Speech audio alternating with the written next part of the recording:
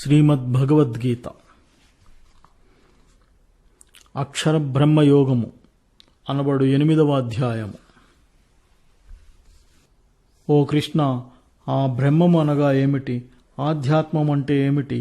కర్మ అనగా ఏమిటి? మరియు భౌతికమైనదనగా ఏమిటి?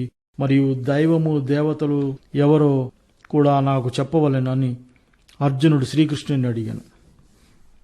ఈ శరీరం నందు ఉన్నది ఎవరు?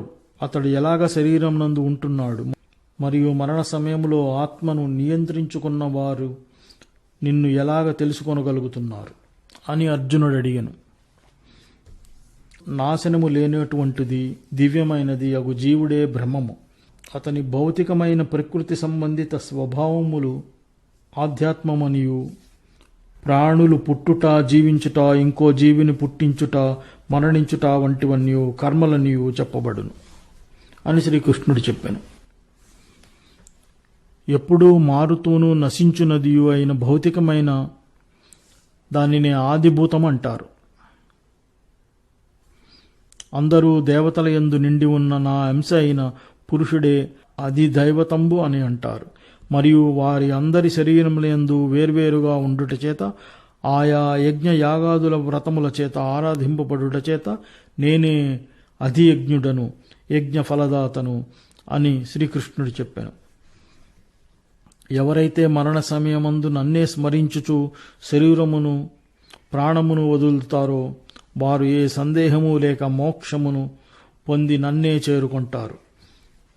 ఓ అర్జున, మరణ సమయంలో ఎవరైతే ఏ విషయముల గురించి తలచుచు ప్రాణం వదులుతారో వారు ఆయా విషయములను భావములనే పొందెదరు. అందువలన ఎల్లప్పుడూ నన్ను స్మరించుచు నీ స్వధర్మమైన యుద్ధమును చేయుచు నీ మనస్సును బుద్ధిని నాకు సమర్పించి నాయందే నిలిపి ఉంచుటతో నీవు ఏ అనుమానము లేక నన్నే పొందెదవు, ఎట్టి సందేహము లేదు అని శ్రీకృష్ణుడు చెప్పెను. నిరంతర అభ్యాసము అనేది ఉపాయముతో మనస్సును ఏకాగ్రతతో వేరే విషయముల వైపుకు పోకుండా ఉంచి ఎప్పుడూ నన్నే తలచుచున్నచో దివ్యమైన ఉత్తమమైన ఆ భగవంతుని పొందగలుగుతారు. అంతయు తెలిసినవాడు, ఎంతో పురాతనమైనవాడు, లోకమంతటిని నియమించి శాసించువాడు, సూక్ష్మము కన్నా చిన్నదైనవాడు, ఊహించుకొనలేని రూపము కలవాడు, సూర్యుని వలె తేజస్సు కలవాడు, భౌతికమగు అజ్ఞానము అంధకారములకు లోబడనటువంటి వానినిగా తలచి ఎవరు మరణ సమయమున మనస్సులో ఎంతో భక్తితో నిశ్చలముగా యోగశక్తితో 2 కనుబొమ్మల మధ్యన ప్రాణవాయువును నిలిపి ఆ దివ్యమైన పరమపురుషుడైన భగవంతుని స్మరించి ప్రార్థించునో అతడు తప్పక ఆ భగవంతుని పొందగలడు. వేదములను తెలిసిన వారు దేనిని నాశనము లేనిదని చెబుతున్నారో, ఇంద్రియములను జయించి సన్యాసము స్వీకరించిన యతులు దేనియందు ప్రవేశించుచున్నారో, దేనిని పొందుతున్నారో, బ్రహ్మచర్యమును పాటించువారు దేనిని కోరుచున్నారో అటువంటి స్థితిని గూర్చి నీకు సంగ్రహముగా చెప్పెదను. శరీరమందలి 9 ద్వారములను ఇంద్రియ కర్మల నుండి పూర్తిగా నియంత్రించి మనస్సును హృదయమందున్న దేవునిపై నిలిపి ప్రాణవాయువును శిరస్సునందు 2 కనుబొమ్మల మధ్యన ఉంచి యోగస్థితిలో ఉండి ఓం అనబడు ఒకే అక్షరమును ఉచ్చరించుచు నన్నే స్మరించుచు ఎవరు ప్రాణములను విడుచునో అతడు శ్రేష్టమైన మోక్షమను గతిని పొందగలడు. ఎవరైతే ఎటువంటి వేరే ఇతర కోరికలు లేకుండా ఎల్లవేళలా అన్ని పరిస్థితులలోనూ ప్రతి దినము కూడా నన్నే స్మరించుచుండునో అటువంటి యోగికి నేను చాలా తేలికగా దొరుకుతాను. నన్ను చేరిన మహనీయులు అన్నిటికన్నను ఉత్తమమైన మోక్షమును పొందినవారై దుఃఖమునకు స్థానమైనదియు శాశ్వతము కానిదియు అయిన జన్మమును తిరిగి పొందరు. ఓ అర్జున, బ్రహ్మలోకము వరకు గల లోకములన్నీ కూడా జనన మరణములతో కూడినవి. కాని నన్ను చేరుకొన్న వారికి మళ్లీ జన్మము ఉండదు. రాత్రి పగలుల యొక్క విషయము తెలిసిన ఆ యోగులు బ్రహ్మకు ఏది దినమో అది 1000 యుగములు కలదానిగాను, రాత్రిని కూడా 1000 యుగములు కలదిగాను తెలుసుకుంటారు. బ్రహ్మ యొక్క పగలైనప్పుడు అన్ని చలనము ఉన్నవి, చలనము లేనివన్నీయు, కనబడకుండా ఉన్నవి కనబడుటయు, అట్లే బ్రహ్మ యొక్క రాత్రిపూట రాగానే అవన్నీ మరల నశించి కనబడకుండా దానియందే కలిసిపోవుచున్నాయి. ఓ అర్జున, ఇంతకుముందు ఉన్న ఈ జీవములన్నీయు మరల పుట్టుచు బ్రహ్మ యొక్క రాత్రి సమయముందు మరణించుచు తిరిగి కలిసిపోవుచున్నవి. మళ్లీ బ్రహ్మ యొక్క పగటిపూట తమకు తెలియకుండానే తమ కర్మ ఫలములను అనుసరించి తిరిగి పుట్టుచున్నవి.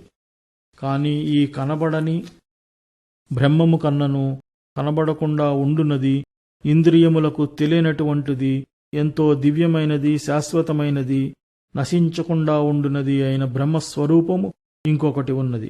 అది అన్ని జీవులు నశించినను నశించనిది, ఇంద్రియములకు అంతు చిక్కనిదియు నాశనము లేనిదియు అయిన దేనిని ఎంతో గొప్పది, శ్రేష్టమైనదని చెప్పబడుతున్నదో, ఏ స్థానమును పొందినవారు మరల జన్మించరో అది ఎంతో శ్రేష్టమైన నా యొక్క స్వరూపము.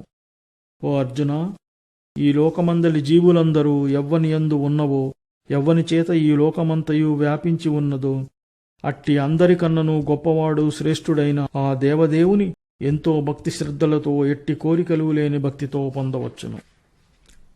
ఓ అర్జున, ఏ సమయములందు మరణించినచో యోగులందరూ తిరిగి పుట్టుట జరుగునో లేదా తిరిగి పుట్టుట జరుగదో అనగా ముక్తిని పొందెదరో అట్టి సమయమును గురించి చెబుతాను.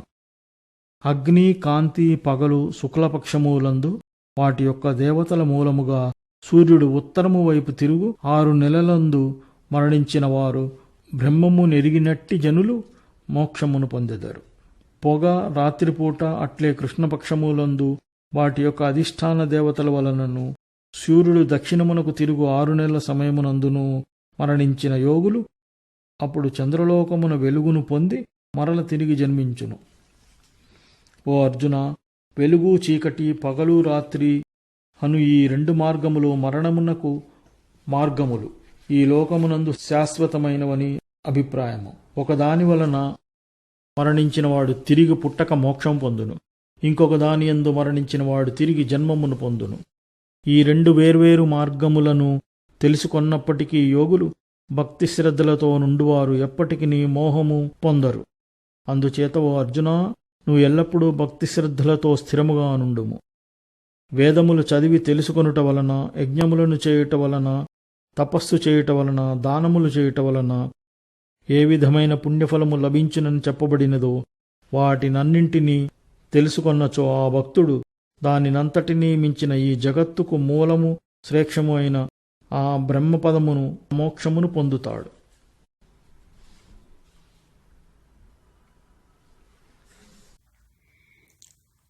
ఇది భగవద్గీతయందలి అక్షర పరబ్రహ్మ యోగము అను 8వ అధ్యాయములోని అన్ని శ్లోకములకు తెలుగు అర్థము. జయ శ్రీకృష్ణ.